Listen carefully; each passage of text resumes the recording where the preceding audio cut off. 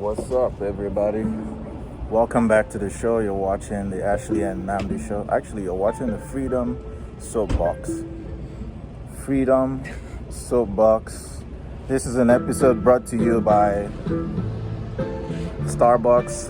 Nah, Starbucks ain't pay us no money. We're just having morning coffee, reading the headlines. I hope that music's not too loud. I hope you can hear us. What's on the headline today? What's on the news? It says the Supreme Court considers whether students can be punished for comments outside of class. Turns out that there's a current case. What was the case about? So basically this girl, she's in high school, 10th grade.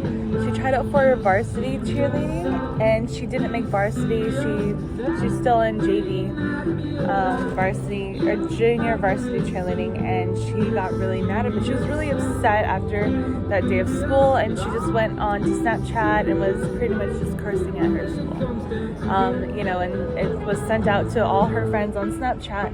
And what happened was one of the girls that she sent that post to on Snapchat, she screenshot it and she showed her mom, who happens to be like the cheerleading teacher or coach. So then her mom decided to get her suspended.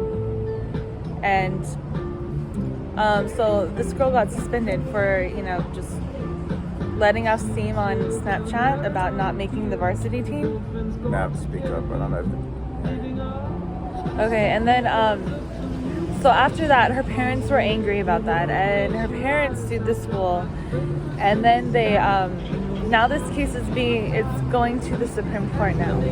So it's awaiting trial in June. But what do you think about that? Like, so this girl, she got in trouble because she used social media to kind of just express herself.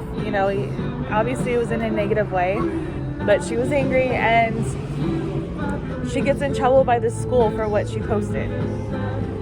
And she believes that that is infringing on her rights to free speech. And it is. I think she has a right to say whatever she wants, especially if she's not on school property. She's not using school property. Snapchat is not the school property. Yeah. This shouldn't even have made it to the Supreme Court. I think it's a total waste of taxpayer dollars to debate such a trivial matter. The Constitution already spells this clearly. Yes. So what? She's a student of the school. She has every right to say or voice her thoughts, her concerns at her own time.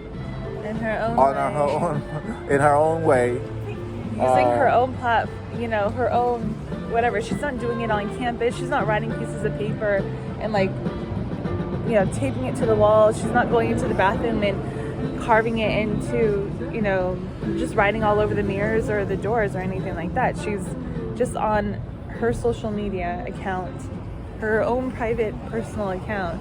And she's saying whatever she wants to say. You're smart. You're out here where you can breathe. So it's really, really unfortunate that we spend taxpayer dollars debating issues that are so trivial and don't move the needle as a country forward. We have more important issues that the Supreme Court should be spending their time debating, and they're debating something like this.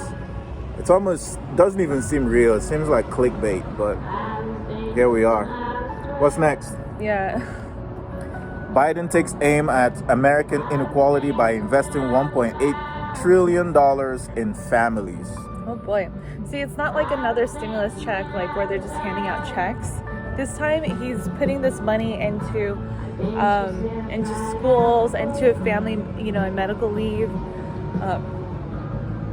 and other things like that. Programs like child care programs. Also, he's doing this other preschool program for all children across the nation to be in preschool if they're at the ages of 3 and 4.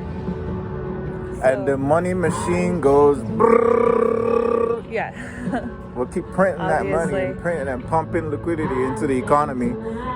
All it's doing is making people more and more poor because we're deflating we're inflating the dollar, so asset prices are shooting off the roof.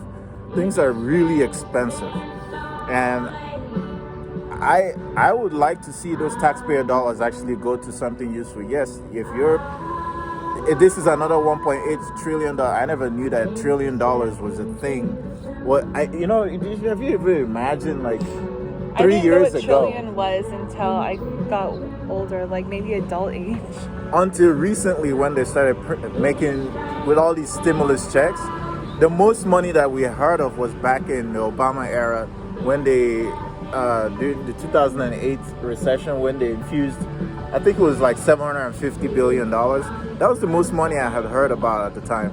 So to think about that, we're at a point where trillions of dollars just sounds like, Yeah. just another day. I heard about 20 to 25% of all the dollars in circulation were printed in the last year alone. Stop it. Yes, it's 25 insane. You're joking. There's so much liquidity. So I think that it's like the analogy where you're stuck in a boat and there's a snake in that small boat, and you're trying to kill the snake, so you shoot the snake, but then you've put a hole in the boat. That's where we are right now. We're trying to solve a small problem, but we're creating a much larger problem. Hey, if we're gonna print the dollars, we might as well just put it to good use. I'd like to see FMLA improved. There's no reason why pregnant women shouldn't get time off for work. And we're apparently we're entitled to have, leave from work, and our job will be ready for us when we get back, but that's really the only promise you get. Stay in the front. Sorry.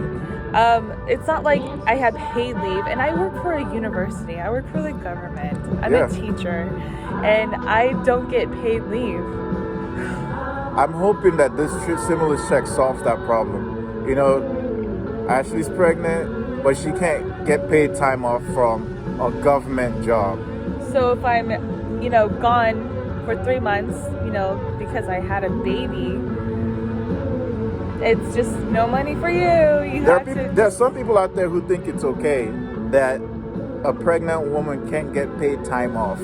I don't think it's okay. This is a natural process, and if you're pregnant, which is you should, in addition to having your job when you get back, you should be paid while you're gone.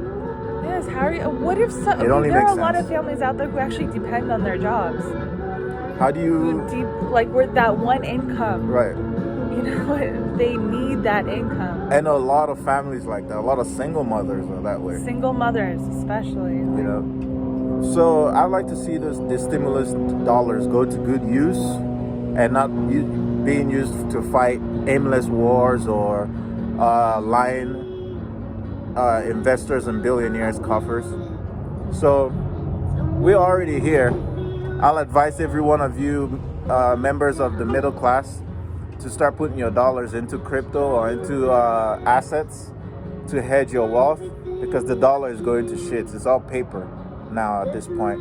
So just put your money in real estate, put your money in crypto, not just Bitcoin. Middle class. I mean, anyone, if you can. Anyone, really.